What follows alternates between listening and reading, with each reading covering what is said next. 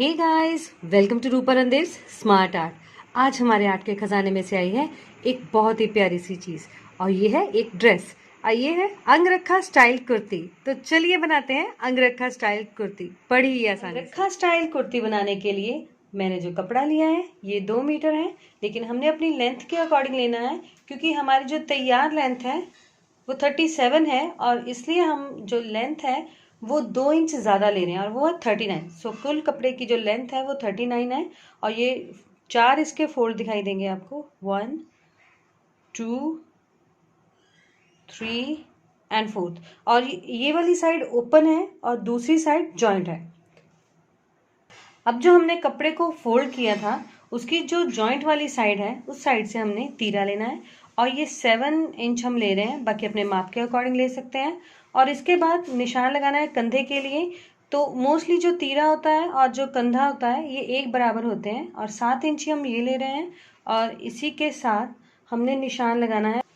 इस तरह से इस निशान को मिलाने के साथ ही अब बारी है चेस्ट के लिए।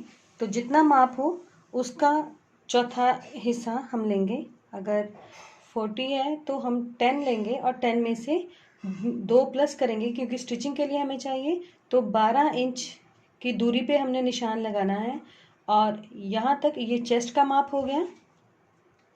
और अब कमर के लिए जो कॉमन हम माप लेते हैं वो 14 पे होता है, 14 या 15 पे होता है। तो हम 14 पे लेके जितना कमर का माप है, हमारे पास जो कमर का माप है वो टोटल मिला के उसका चौथा हिस्सा और उसमें 2 प्लस करने हैं और वो हमारे पास है 9 और 9 में 2 प्लस किए 11। तो 11 पे निशान लगा दिया और जो चेस्ट का निशान था वो हमने लगाया था 12 पे। अब हमने जो नेक्स्ट हम निशान लगाएंगे वो है हिप का निशान और ये है 20 पे। तो 20 इंच पे हमने निशान लगा लिया है। अब जो हमने कुल लंबाई ली है उसके नीचे के हिस्से पे हमने 2 इंच का निशान लगा देना है। यहाँ से हमने एक राउंड रखना है नीचे की तरफ। सो कुल लंबाई की तरफ एक राउंड आएगा और अब बारी है हमारे सारे पॉइंट्स को आपस में मैच करने की। और इसके लिए चेस्ट के लिए जो हमने निशान लगाया था वहाँ से लाइन खींचते हुए हमने कमर तक लेके आना है और कोशिश करें कि इसे हल्का सा कर्व में रखें।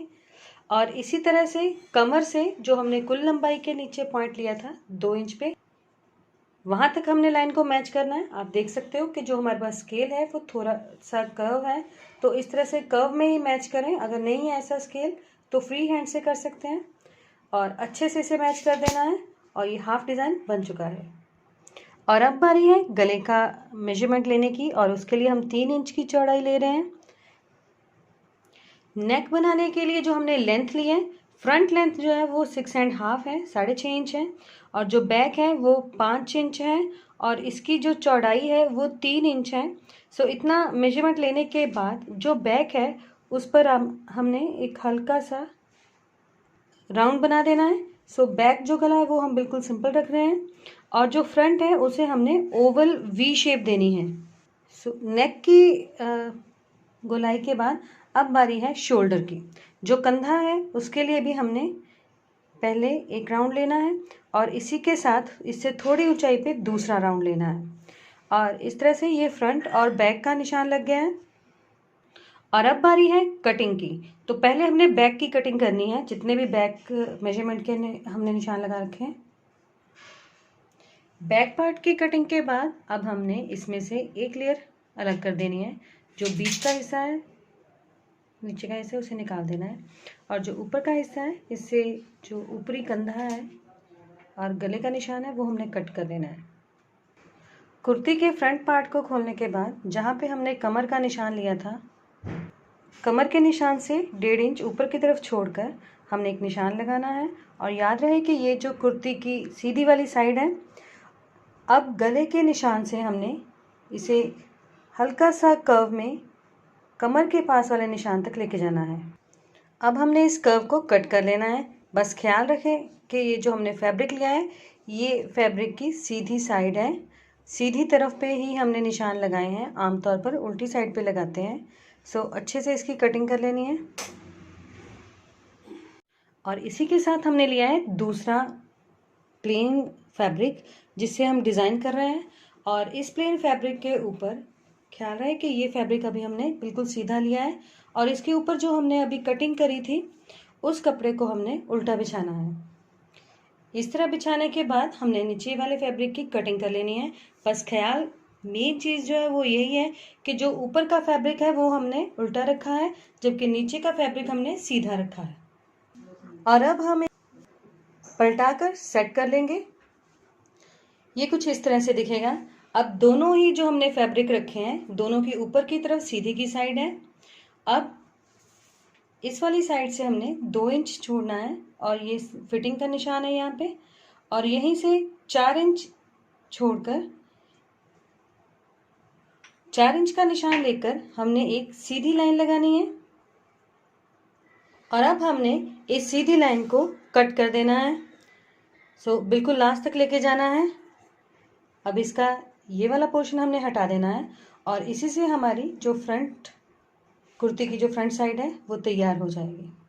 अंगरखा स्टाइल कुर्ती की प्रॉपर डिजाइनिंग के लिए हमें इसके साथ डोरी अटैच करनी होगी और एक डोरी को हम इस पॉइंट पे अटैच करेंगे और इससे 4 इंच के डिस्टेंस पे दूसरी डोरी को अटैच करेंगे और इसी के साथ हमने ये जो ऊपर का हिस्सा है फैब्रिक का उससे रेव पट्टी के साथ इस तरह से रेव पट्टी को ऊपर के फैब्रिक के साथ अटैच करके अंदर की तरफ फोल्ड कर देना है।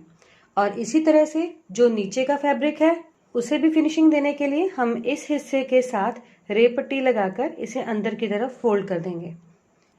जहां हमने पहले डोरी अटैच की है बिल्कुल उसके सामने दूसरे फैब्रिक के ऊपर भी हमने उसी माप की 2 डोरियां अटैच कर देनी है। आप चाहो तो बिल्कुल कपड़े के साथ वाली डोरी लगा सकते हो और हम रेडीमेड यूज कर।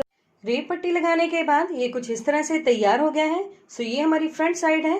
इसी के साथ हमने बैक साइड पे जो बैक का नेक है उसे प्रिपेयर करके इस फ्रंट साइड के साथ अटैच कर देना है। बस इस तरह से हमने तैयार कर ली है अंगरखा स्टाइल कुर्ती। और इसके लिए आफ्टर स्टिचिंग हमने ये एक मैचिंग लैस लगाई है और इसी तरह से बाजू जो है उन्हें अटैच किया है और पूरी तरह से तैयार होने के बाद ये बहुत बढ़िया से तैयार हो गई। लाइक कीजिएगा, शेयर और सब्सक्राइब कीजिएगा। Thank you.